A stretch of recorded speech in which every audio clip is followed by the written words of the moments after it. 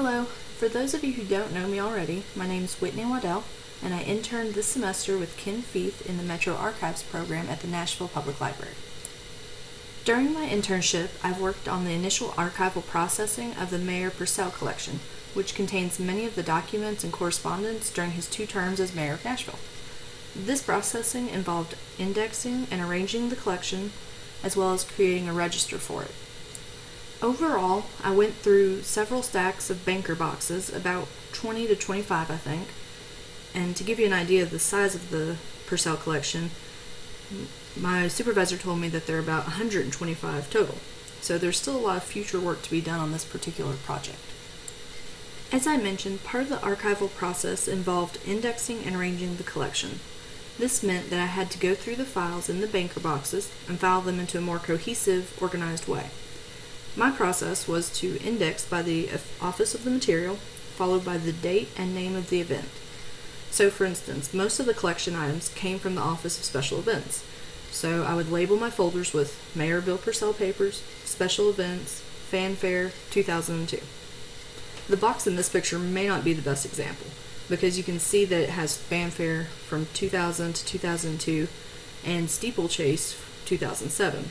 And you want to keep like years together, so I ended up shifting the 2007 items into another box with a more appropriate time frame. It seems like a relatively simple process, and it is, but the material isn't, because you never know what you're going to get when you go through them. These are 2 pictures of the collection. On the left you have a typical banker box. This one's actually pretty well organized, as most of the special event boxes were. However, you can see that whoever put stuff in this box also thought that their solo cup of paper clips needed to be archived as well, which is fine, it keeps it interesting. On the right, there's a stack of email correspondence on a special event that I had to go through and put in chronological order by date and timestamp. This was a huge stack, which took about a day and a half because I had to skim each email and throw out any duplicates, which is actually more difficult than it sounds because you have emails to and from multiple parties, and you have to be sure that you don't throw away something that has a response from party C that isn't on party A and B's emails back and forth to one another. Once I got about halfway through the internship, I also began a register in Microsoft Excel for the Purcell collection. This list includes the title for each box, which was typically something like Office of the Mayor or Special Events, etc. The description listed all of the folder names within a file box. The date was the time frame of that box. And then we numbered each box and included the number of folders within each box.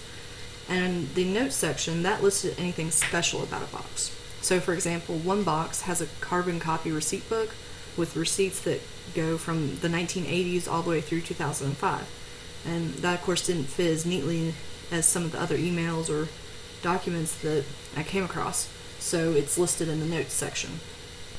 That's the preliminary archival process in a nutshell, but along the way I did other things to help preserve the integrity of the collection down the road. One of the things we do is to remove any metal objects, such as paper clips and staples, from any documents. This is because the metal will eventually rust and cause damage to the collection. I came across this pretty frequently throughout the internship. As you can see on the left, this batch of press clippings had one of those ginormous clips, and in the picture on the right, when I zoom in and pull the metal clips up, you can see the rusted outline that was left on the press clippings page. It's kind of faint right now because it's only been sitting on the shelf for about 12 years, but if not removed, it could further damage the documents. Another part of the internship involved pulling any duplicate information and keeping an eye out for private information. In the correspondence files, I found a letter from a constituent about a problem in their neighborhood.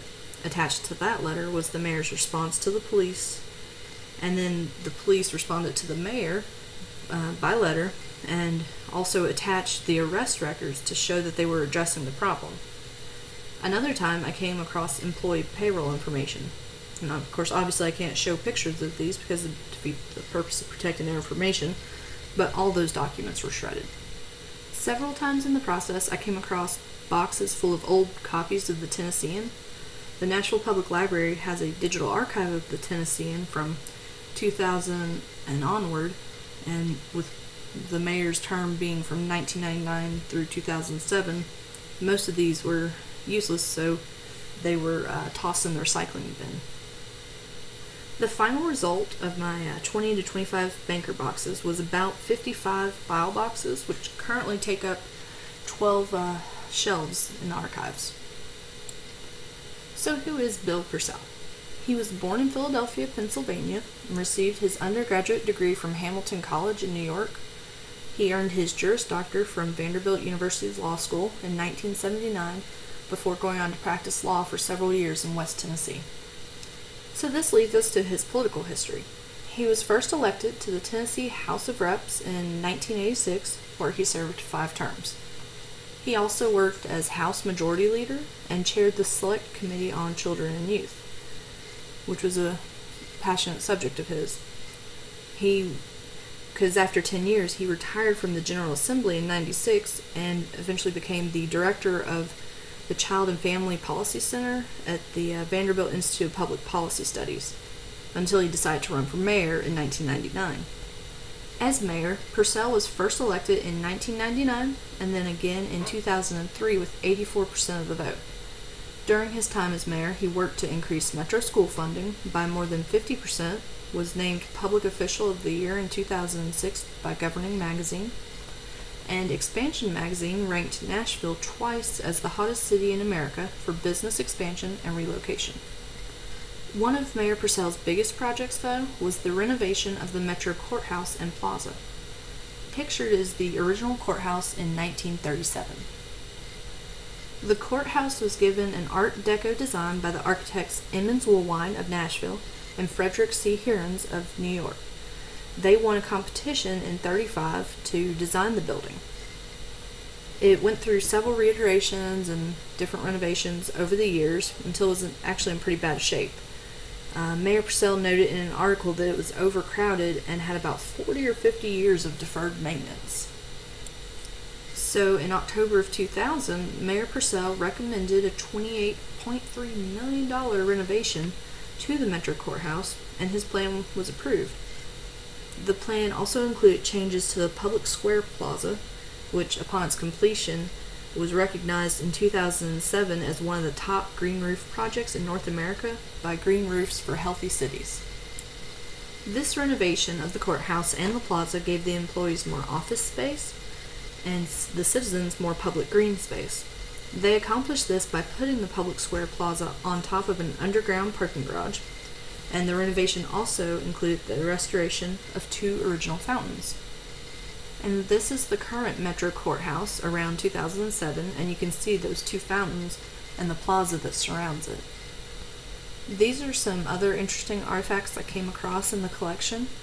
On the left, you can see a card that was sent to Mayor Purcell from the Mayor of Belfast, Northern Ireland, which is one of our sister cities. And on the right, you see a Tennessean headline about Vanderbilt's coach picking a freshman, Jay Cutler, over a junior to be their quarterback based on his passing arm. Obviously, this was a pretty good choice because Cutler is now an NFL quarterback for the Chicago Bears. On a slightly more somber note, pictured on the left are some cue card notes with the remarks that Mayor Purcell was to give following the events of September 11th, 2001 at a memorial service. And then on the right is a note from Dolly Parton to the mayor thanking him for attending an event for her at the Country Music Hall of Fame. Any questions, comments?